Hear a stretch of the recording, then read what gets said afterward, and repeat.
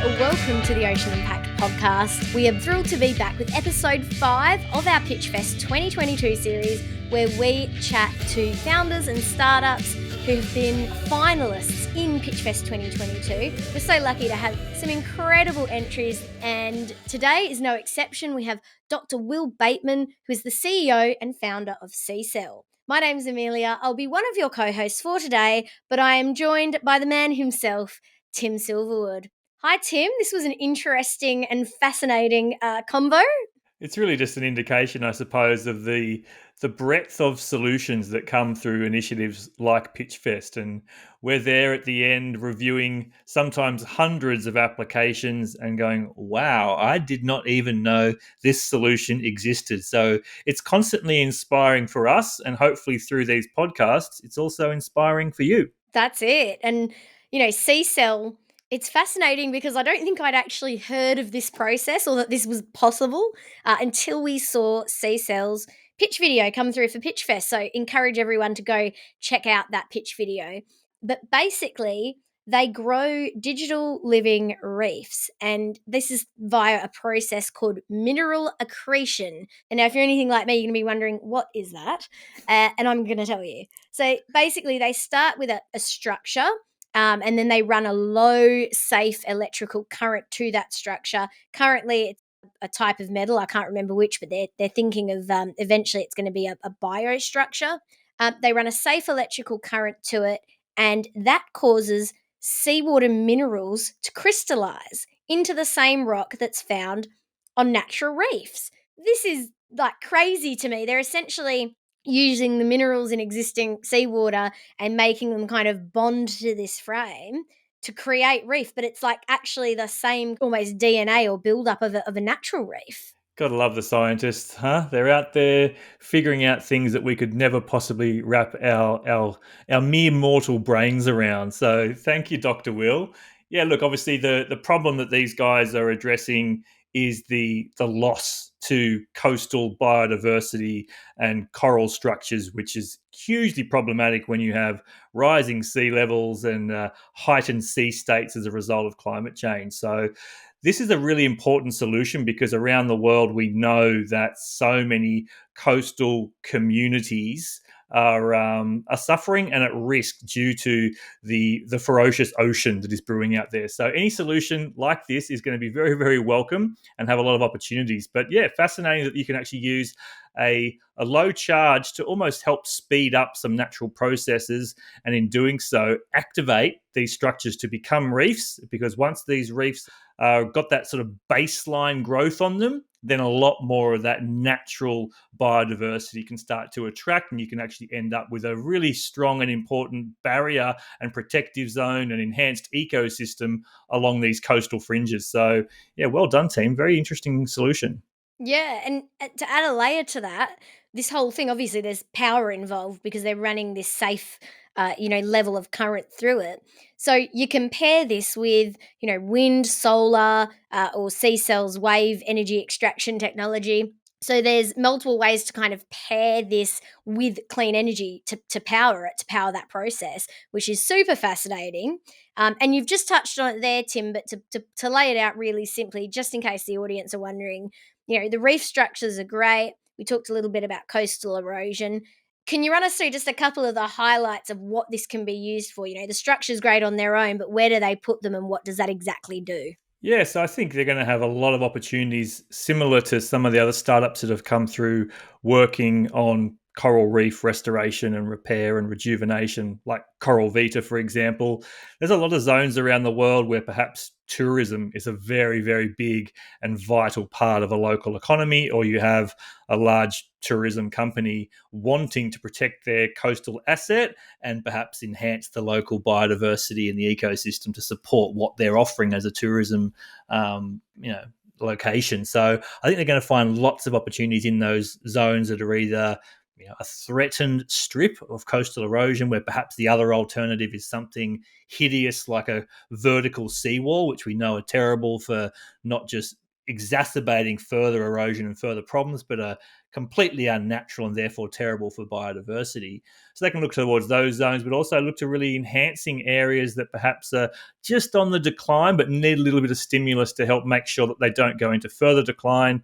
And really interesting to know if they can actually help to, bring back thriving underwater marine life ecosystems, because that could be its own offering in itself to people passionate to see and experience artificial reefs, which we know is the case with things like sunken vessels and various other underwater sculpture parks and things like that. So, yeah, can't wait to see where these guys go next. Yeah, that's so cool. It's great to see all the kind of use cases of this. A fascinating process and technology. Huge thank you to Dr. Will Bateman for coming out and or coming out, but coming to his computer and having a chat with us.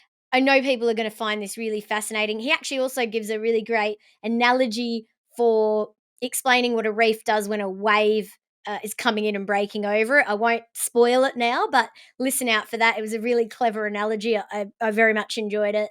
And yeah, enjoy, guys. Leave us a bit of feedback on what you thought. Tim, thank you very much. And great job on this interview. Thanks very much. Enjoy, everyone. Okay, I'm very excited to have on the Ocean Impact podcast Pitchfest 2022 series today Dr. Will Bateman, who's the founder and CEO of CCell, tuning in tonight on a rather late evening from London, whilst I'm down in Tasmania. How are you, Will? I'm really good, Tim. Thanks for having us on. Oh, look, thank you for being here. Thank you for applying to Pitchfest 2022. And thank you for all the work that you're doing to help improve the health of planet Ocean. Let's go straight there. Tell us about CCell and tell us about your solution to what is a very important ocean challenge. So CCell started out, if I go back in time a little bit, we actually started out developing a wave energy device. And it was during the trialing of that out in Mexico that we stumbled across some hotels which were shoring up their shoreline with sandbags. And I then had a drone at the time and I put it up and took some images and compared those to images from Google Earth from just 2 years earlier. And we'd seen a dramatic reduction in the size of the beach from about 30 to 50 meters. And we kind of pivoted as a company. So we still develop a wave energy device, but we sort of pivoted towards thinking, well, actually, can we use that wave energy to affect a positive change to the wave climate by growing artificial reefs? So we merged a range of different technologies based around something called mineral accretion. So we now effectively grow artificial reefs. We install a lightweight sort of steel and soon to be a bio-based structure around which we then grow rock.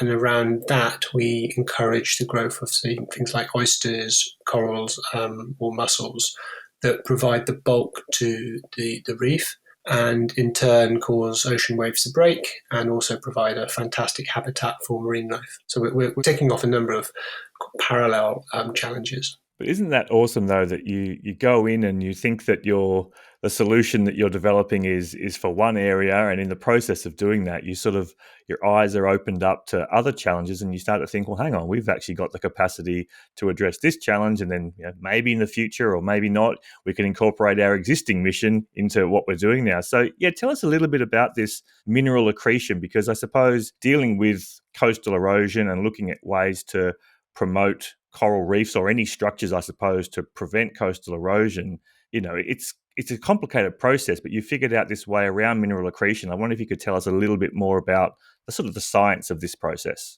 So, I mean, mineral accretion isn't necessarily new. It's a technique that's been used on and off for about sort of 30 years. What we did is we've effectively tried to sort of industrialize it and also tried to very carefully control the process so that we can grow precisely the type of rock that we want in the ocean that is also ideally suited to not only affecting the waves or changing the wave climate, but also is ideally suited to providing like a foundation on which oysters, corals, and other sort of invertebrates can be placed.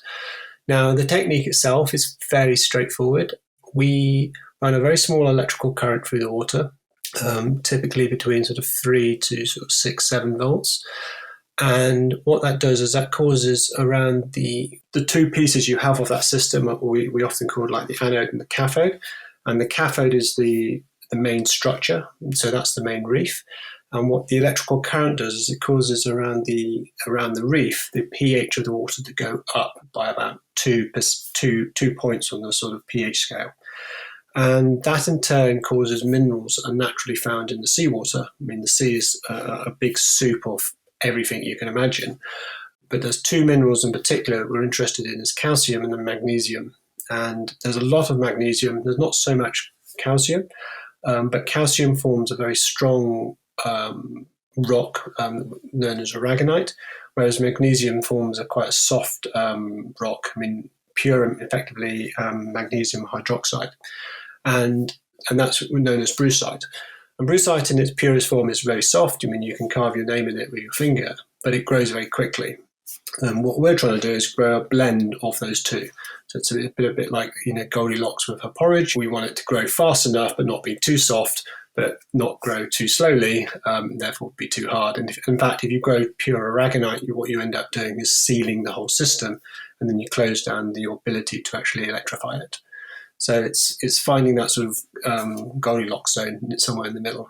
Right. So just going to go through this for the sake of everyone listening in. So, one of the questions we like to ask is, how is this problem solved currently? So I think people all around the world could imagine a coastal area that they're familiar with, and perhaps a problem of coastal erosion. And some of those traditional techniques might be, break walls and big concrete structures and various other things. But what you're talking about really is creating a substrate which is living, which is ready to become a thriving, healthy ocean ecosystem, because you're creating this substrate which is very conducive to life. Am I on the right sort of wavelength there? Pardon the pun. You are, Tim. We're actually doing two things slightly differently. The first up is that if you look at traditional coastal defences, I would argue they haven't really changed since the Romans. So as a Roman, you went out and you picked up the largest piece of rock you could, and you threw it in the ocean, and you piled those up until something happened. You stopped the waves. Today, of course, we're not limited by size so much. So we can easily manhandle chunks of rock that are 5, 10, maybe 20 tons in weight, which perhaps the Romans weren't so easily able to do. But it's simply a sort of scaling up of that same process. I mean, and now you'll find a lot of companies are using concrete elements that they pile up instead. To put that in context, we've recently been doing some work down in Israel where they're also building some breakwaters made out of stone. They are shipping that stone 140 kilometers across the country. They are placing, just to build one breakwater of about 200 meters, they need about 600 trucks of rock. Each truck can carry somewhere between 3 and 5, maybe 6 chunks of rock. I mean, not a lot.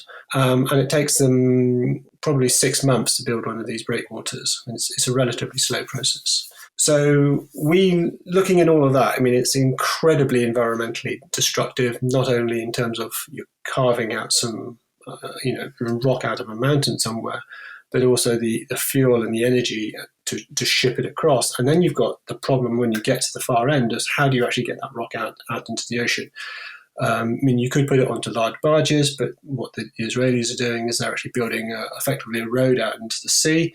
They then make their breakwater, and then they dig that road out again. So that, there's an awful lot of material moved to and from different locations. I mean, I think every single piece of rock probably moved about 10 times before it reaches its final sort of destination.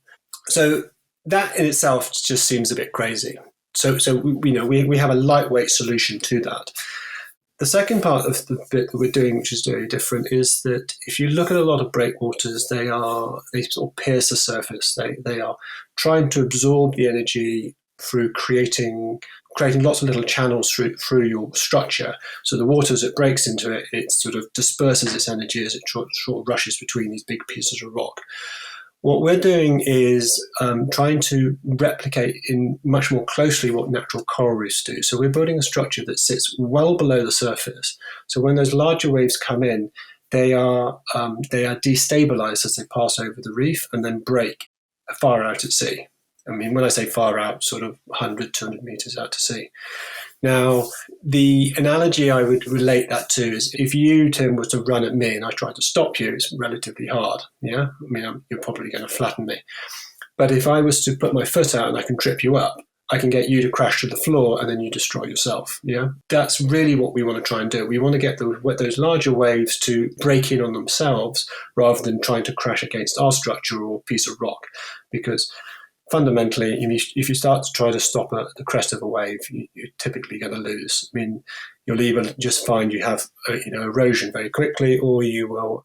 Or just shift your structure out of place. And large rocks in big storms do get moved. So that's really our sort of distinction. Fantastic. And I'm loving these analogies. I think that's going to help people out there listening in really understand it. And of course, they should head to your website or check out your pitch video from Pitchfest 2022, where you can really see and get a sense of how this works. So super agile then, being these steel or bio-based structures. But the complexity must then come in how to create the electrical current to stimulate the accretion. So tell us about, how you're addressing that and how you can see that working in future as the business scales. It seems like that, and that's where you sort of started, right, with the paddle formation for wave energy to power it. So just tell us a little bit about that process. So in suitably wavy locations, we aim to put a wave paddle alongside the reefs. But we've got to a stage now that we can pretty much grow all the rock we want on our structures within about sort of 4 months, maybe 5 months of time. So it's relatively quick. And we're now starting to think about whether, from our earliest installations, we've been using solar. But as we progress, I think there's an opportunity to potentially containerize a lot of what we do. So you either grow the rock in a port or in a container, and then you take those units out into the sea. The advantage of doing some of this work in sort of contained environments is you potentially can grow the material even faster. You can put a lot more power into it, and you can create a much more sort of controlled environment. So I think the future for us is more likely to be that we will build our units in sort of protected areas and then just float them into location. At the moment, what we're doing is we're taking power out to those reefs. Now, we've got 2 ways that we can actually take the business at the moment.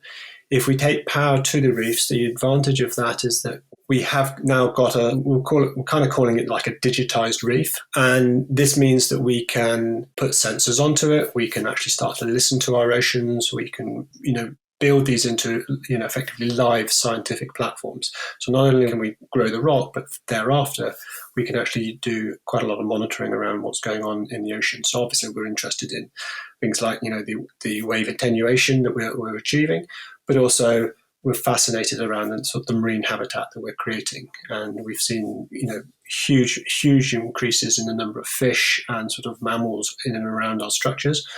And we want to sort of continue to promote that. And one thing that we've realized, and we're actually doing quite a lot of research on this at the moment, is that there is surprisingly little understanding around what's going on in our oceans. Despite the fact that, our oceans are sort of 70% of the planet, there isn't actually that much data being collected. I mean, there's a lot of sort of sparsely collected data, but there's not a lot that's being collected over long periods of time, covering reasonably large areas of the coastal environment. And we'd like to think that we could actually change that. So I think as the business evolves, we're going to be doing a lot more work around sort of marine data and collecting and analysing that and making sense of it. And as I said earlier, I think there's a number of innovations we're going to be making to the reef itself, and looking at different ways in which we can deploy it in a more efficient and more rapid way or approach. Fantastic. That sounds really exciting and really great to hear about those potential pathways forward. I guess people listening in, again, I always like to put myself in their shoes. They're like, oh, I've got a coastal erosion issue around where I live. So I guess initially this is sounding like it's very much geared towards those climates where tropical reefs existed or do exist but are at risk. Tell us a little bit about any possibilities of applications beyond certain regions. Is it really just suited towards those coral reef environments? Very good question. So when we started, most of our work was actually in Mexico, so very warm tropical sort of waters. We've recently completed a study here in the Isle of Man, actually, just in quite the opposite, quite cold waters. We managed to grow almost identical rock to what we saw in Mexico. Took us slightly longer. I mean, instead of 4 months, it was like 5 months. Yeah, but it's a comparable sort of timeline.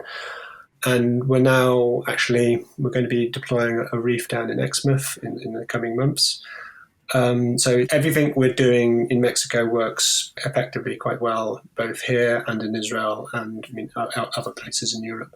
So we're comfortable in terms of, this is a global solution. We can apply it anywhere. The only challenge we have in terms of certain coastlines is where you've got very deep water very quickly. So, and you can pretty much see this if you just follow the sort of the lie of the land. If you've got a very high mountain or something and it's dropping into the sea, you can pretty much guarantee that you only have to go a couple of meters out into the sea and it's going to be very, very deep. In those sort of circumstances, I mean, it's not unique to us, but it's very difficult for us to build a structure big enough that in a cost-efficient way, far enough out at sea that we can actually affect the change we want. So in those sort of sites, you're almost certainly going to want to sort of reinforce, potentially with rock or concrete, and then sort of the traditional Roman style, the actual shoreline. But in any other situation particularly where you've got a much more shallow gradient, we think there's a ton of things we can do to actually promote the protection of that shoreline. And our principal goal here really is just to wind the clock back in many locations. Many of the places we've seen 10, 15 years ago, they were fine. Playa del Carmen in Mexico, 20 years ago, it was beautiful beaches. There were no hotels. The hotels have come in the sort of last 15 years because of the wonderful beaches. And then suddenly in the last sort of 5 years, they've suddenly lost all of those beaches. And it's what we're looking at is saying, okay, well, what's changed in that intermediate time? Okay, there's been construction, but the real change has been the intensity of the waves that are reaching those shorelines. So we just need to better take 10, 20% of the energy out of those waves, which effectively takes us back to where we were in sort of 2010 or something. Yeah, really interesting. I mean, I guess I think about the coastal erosion hot topic areas that I'm familiar with, like down here in Australia. And in a lot of cases, again, about turning back the clock, if you do look back on the clock, you'll find that a lot of the locations where houses and structures have been built, they should never have been built there because historically there's been a lot of shifting sands and movement, estuaries that change where they exit into the sea. So, but if you're looking at a location that used to have a good kind of barrier coral reef surrounding it and a very healthy shoreline as a result of that, then you can sort of say, oh, well, we can actually do some intervention here to help to restore it to what it once was. But, I think it's very topical, and I know organisations like Surfrider Foundation in Australia and around the world are really trying to challenge this issue of properties, beautiful multi-million-dollar properties on coastlines that really should never have been developed in the first place. I mean, do you also find there's a lot of locations like that you're working in where there just shouldn't have been coastal development? I mean, the coastal development in itself, if it's done correctly, shouldn't have a negative impact. I mean, obviously, they need to be thinking carefully about how they dispose of their, wastewater and whatnot, in order to keep the marine environment safe. The biggest challenge is in most places is where that coastal developments are. They build piers, or they decide they want to build a nice jetty or something that interrupts the original profile of the shoreline. So you end up effectively creating a whole bunch of unintended consequences, because if you think about most sort of shorelines, the sands has been moving around those shores for years. There's a really great example here in the UK with the Scilly Isles. So if you watch the Scilly Isles and you look at their beaches, the sand is pretty much sort of walking around those islands on an annual basis. So certain years, certain beaches are really big. Other years, they sort of get depleted. But the guys in the Scilly Isles have measured this, and they've shown that actually the amount of sand around the island is pretty much constant. But different beaches grow and shrink at different times, right?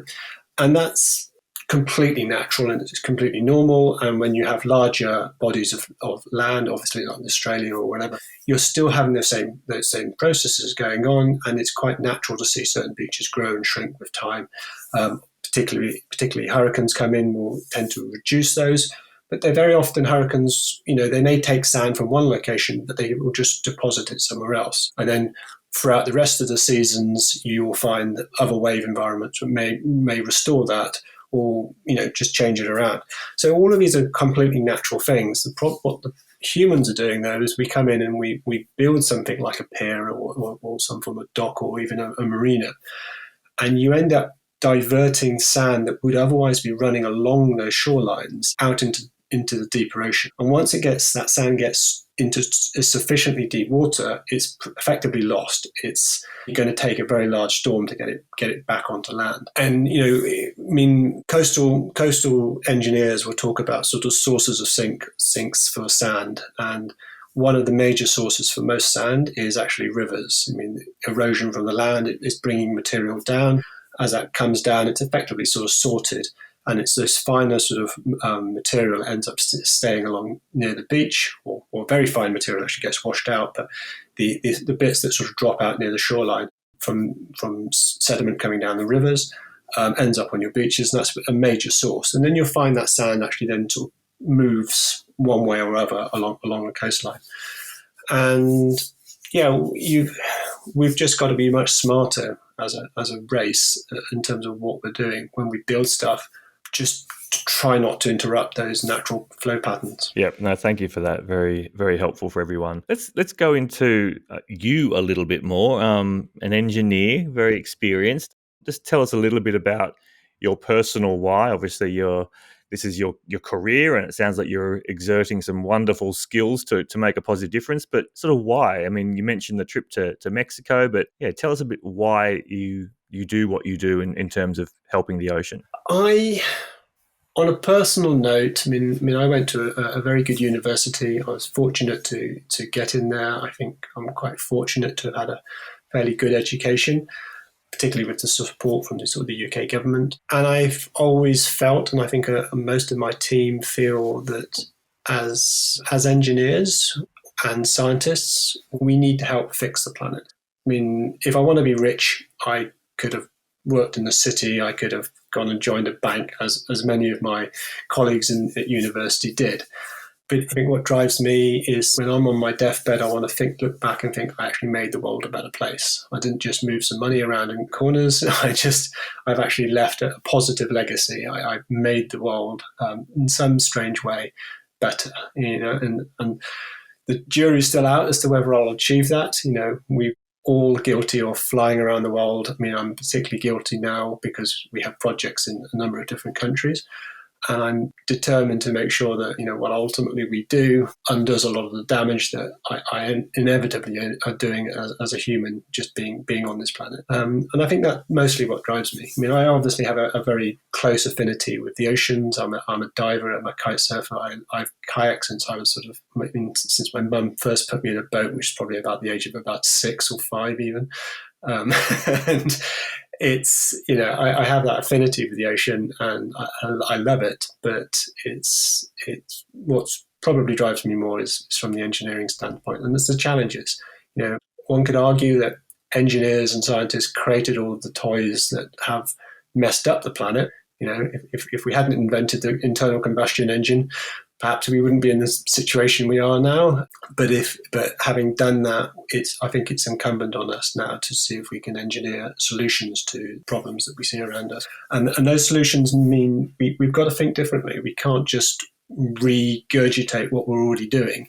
You're not going to solve the world by creating more concrete and throwing it in the ocean, which is what a lot of companies are doing to prevent coastal erosion, because concrete, as we know, is responsible for about 7-8% of CO2 emissions. You've got to, not only have you got to come up with a solution to the problem, but you've got to make sure that solution is also sustainable. I'd love to go into this little section now where we learn about some of those key challenges that you've had along the way, and I suppose going in with this bright, novel innovation, this new way of doing things into some industries that are quite powerful and quite happy with the status quo would be an area where you encounter some challenges. But yeah, maybe to share a bit of time, particularly focused on those startups out there listening in, some of those challenges that you faced, and then we can switch gears and talk about some of your key achievements as well. I think, like every startup, the bit that we all hate the most is raising finance and just having enough money to keep the lights on and move forward. The bit that we all want to be spending our time on, and the bit that obviously we all love, is the engineering, it's the design work, it's that element of it. For us, if you focus in on the technology, I think we've actually been pretty good at designing things that have worked when we've where we have focused on design. And I'll try and explain that a little better. When we've looked at the challenges of, say, coastal protection, and when we think about, okay, how do we build a reef? How do we electrify this? All of those pieces that we've identified as being the big challenges, and then spent quite a lot of time designing solutions to those and building the electronics. All of that's worked really well. What we have fallen a crop on is not thinking deep enough around the things that we just took for granted. As one of those being just underwater connectors. So we found electrical connectors from third-party companies, things you can just buy off the shelf from Amazon. We've plugged those together, and we've just kind of assumed that they would work. And it's the smallest thing, is actually one of the cheapest parts of our system that have actually then caused us the greatest challenges, because we found that barnacles grow all over them. For some reason, the plastic becomes brittle or whatever. Yeah. And more recently, we found, I suppose it actually comes back to our original design work, is thinking very carefully about how do you manufacture the product. Again, we mostly got that right, but when you're working in particularly developing countries, you can't guarantee the quality of the steel, you can't guarantee the quality of the welders, you can't guarantee, there's a lot of extra elements that build up on top of it. So we've spent a lot of time trying to make the solution as simple as possible. And I think that if there's any advice I'd give to other companies is, just think about the totality of everything you're doing, first of all. So even the things that you think, okay, that will definitely work, still do a sort of a risk assessment around it. But the other part to it is, I don't think anything can ever be too simple. And I see this in coding, in the design of the electronics we do. You will know when it's right. When you look at something and you go, that's beautiful. And it was probably one of the first. So we're not electrical engineers, or I certainly wasn't, but I mean, others in my team are now. But when we were first putting together some of our electrical boards, we had consultants coming in and looking at what others had designed, and we were getting people to review some of the circuit boards. And one of the first comments that one of the engineers said, he goes, "Oh, this just doesn't look beautiful." And I was like, "Well, does that matter?" Yeah, and actually it does, because ironically, when something looks, even on a circuit board, even you open up your iPhone and you just look at the circuit board, if it actually looks beautiful, it looks, all the lines are parallel, they all look nice and tidy. There's just something majestic about it that actually says, yeah, this is actually being very carefully thought through and designed. And when you make something simple, which is really hard to do, it invariably actually works really well. I don't know why, I'm just trying to, it sounds a bit crazy, but that's how I find things. So if you look at a problem and you go, oh my God, this is complicated, throw it in the bin, go away and find something else. And when you eventually get to a solution, you go, actually, this is simple. You've actually got your perfect solution. I was like extending myself and thinking about nature and aesthetics. When you see something so simple in nature, it's just it reaches your eyes and your senses, and it's beautiful. But sometimes you see things that are a little bit off, and and you feel that immediately. So that was a little parallel that I was drifting off to when you were saying that. Yeah, to give credit to Steve Jobs, I think he said that, maybe he didn't actually. I mean, a lot of people get credited with all sorts of quotes that they never said, but designing something complicated is easy. Designing something simple is actually really hard. Lovely. Yeah, just discuss, I guess, some of those sort of key achievements that you've achieved with CCell over the years, if you wouldn't mind telling us a little bit about some of those. So Our work really started on this in 2018, 2019. Before that, we were very much focused on the wave puddle. So the biggest single achievement to date is obviously getting some full-scale reefs and customers across Mexico. Now we're working very closely with the Israeli government on a big installation out there. The big achievements for us is also really just understanding the electrochemistry around the rock growth and actually having sort of optimized that now across multiple continents in terms of different water temperatures, different sort of mineral content. And then around all of that, we've then been building the electronic system, but it's effectively a real-time data gathering platform. So we can control and monitor all of our reefs remotely from here in London. I can tell you exactly what any one of the reefs are doing at any moment in time. And that's then also created a platform upon which we can now put other sensors, and we can start to effectively listen to our oceans, which I think is going to become our sort of new catchphrase for 2023.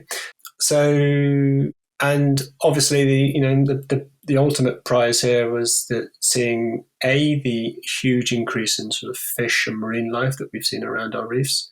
We've just actually retrieved one of the units from Tauchet, and it's been incredible to see the marine life that's been growing across our structures. So we start off with quite a sort of sparse steel mesh, and we grow rock. Once you get to the sort of critical amount of sort of diameter or surface area to your structure, you then find that the marine life sort of takes over, and that's been actually amazing to see, because a little mollusk or something can't hold on to a very small bar, but once there's enough rock there, they can actually attach to that. There's a sort of tipping point that we're sort of narrowing down where marine life just takes over. So for a lot of our structures, probably about 2/3 of the overall weight of the material that we've formed beyond the original structure has actually come from sort of marine life, and that's really, really exciting to see. And then the final thing, of course, is seeing coastlines coming back. So it's actually starting to see the sand rebuilding behind our reefs. That really is so cool. And congratulations. That must be incredibly rewarding. And suddenly all of those long nights and hard days start to feel a little bit more justified. Well, they haven't stopped. They haven't stopped. No, of course not. They've just begun. Speaking of that, just if you wouldn't mind telling us a little bit about what you've got planned for the next 12 to 24 months. What's the future hold? The big push that we're making at the moment is, I mentioned this earlier, so we're doing some fantastic work with Bath University. So it's looking at sort of making the reefs more sort of bio-based. So we're looking at using things like bamboo, potentially sugarcane, or other sort of potentially even corn stems or something like that. But waste materials ideally that we can then form into a reef shape, and with the ultimate objective here is just to remove the need for using any steel and to using materials that are readily available in the sort of local area. And bamboo is a really good example. It's pretty much grows in most countries. So that's a big piece of work that we're doing, and it's supported, thankfully, by the Innovate UK from the UK government. The next big sort of drive is around sort of marine sensing. So we're doing a lot of work now to look at how we can, what type of sensors we ought to be embedding onto our platform. Collecting data in the marine world is exciting, but 1 or 2 bits of data is, who cares? What we need is multiple years worth of data, and then it's trying to and then analyze that. So right now, for example, we have cameras out in Mexico. We're looking at we're observing the fish. We're using sort of machine learning to actually recognize those fish, and then we are working with Cornell University to actually not only visually recognize those fish, but actually understand their acoustic signature. And acoustics is really, really awesome, because now if we can get that working as we want, you can actually now start to monitor marine life 24/7. So during storms, when it's dark, even when it's sort of very turbid waters, which is not something you can do with visual cameras. So we can add a whole additional layer to understanding what's how marine, not only fish but mammals, how they move around structures.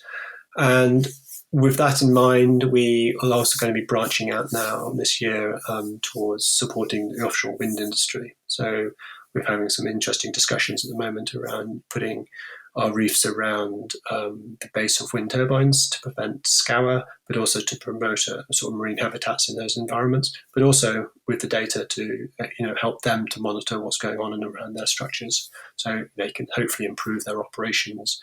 And also, for them thinking about end of life. A lot of people do a lot of stuff in the ocean, and there's an awful lot more development that's going to happen in the ocean as we move forward across this century. We've exhausted an awful lot of resources on land. I think many people are seeing the oceans as a solution to an awful lot of our climate challenges. And as that happens, we can expect an awful lot more developments in the ocean, but we need to try to make sure that they are done in a way that they promote the marine life. They promote sort of marine protected areas. So when those wind turbines eventually are removed, because everything has a lifespan, what's left behind is better than it was when it started. I'm quite excited to get into that sort of space. That's quite a lot to be done in a year, but I think that's a start. The future is bright. You did touch on this last question a little bit in another response, but it's some key learnings, I suppose, for founders and scientists perhaps who are thinking about commercializing their science. What are some key learnings that you'd share about your journey?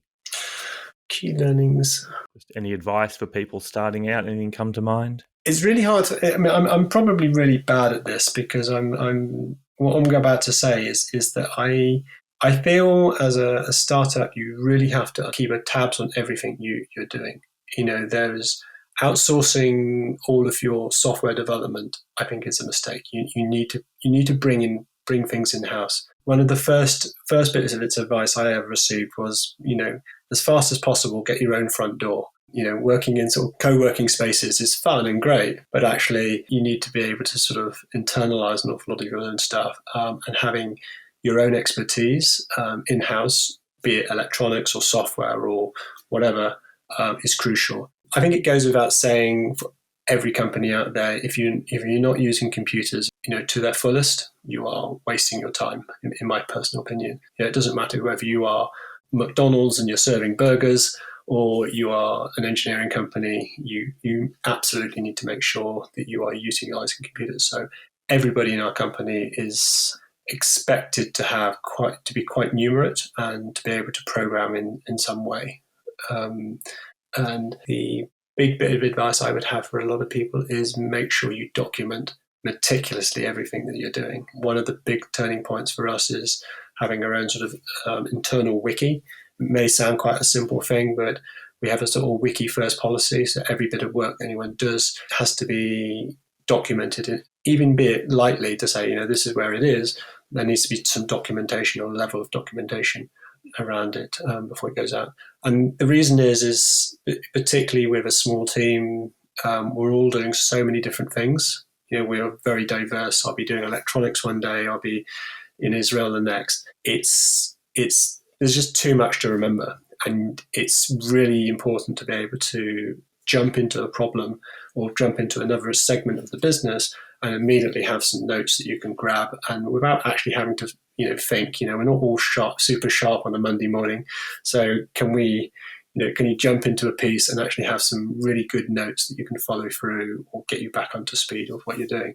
So that's the hardest thing. It's always, the temptation is always to run as fast as possible. And you want to get the next thing out, but actually take a breath, spend Fridays writing up some documentation on what's happened the week before, really making sure that's checked and done. And as a manager, getting your team to showcase what they do is another big learning thing for me. It's already them saying, yeah, I've done this and done this on a sort of checklist, but actually going, show me, talk it through.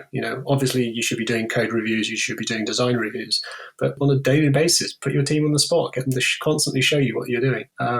Is really, really, it's been invaluable to us. Thanks for sharing those, Will. Much appreciated. That brings us to the end of the questions. We really just have one final one, which is a platform for you to discuss anything that you wanted to talk about today but haven't had the chance to, and to tell everyone where they can follow the journey and support you. Absolutely. Obviously, we've got a number of social media channels. You can follow us on also our website. So it's just ccell.eco. So it's about as simple as we can get it.